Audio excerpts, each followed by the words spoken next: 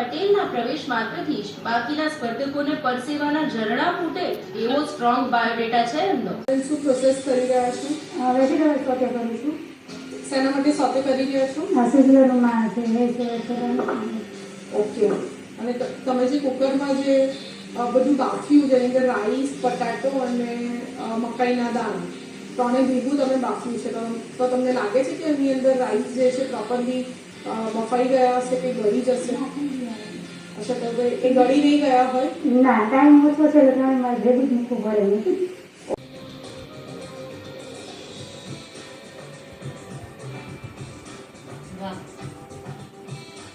જણાવેલ તમારું ડીશનું જે તમે ડેકોરેશન કરેલું છે એ તમારા જેમ જ બ્યુટીફુલ લાગી રહ્યું છે.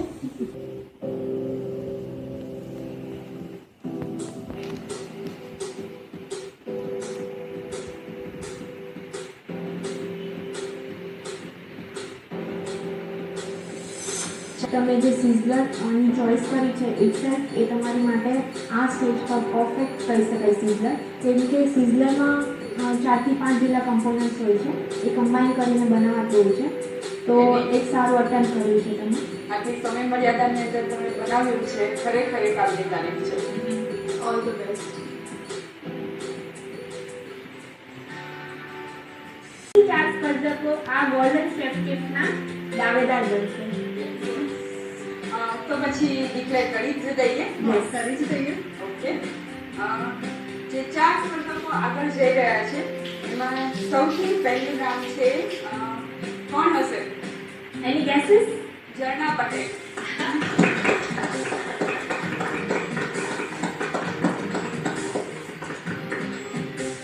બીજા કન્ટેસ્ટન્ટ છે,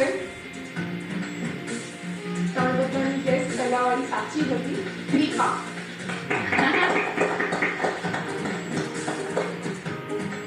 ત્રીજા લકી કન્ટેસ્ટન્ટ છે રશ્મિતાબેન.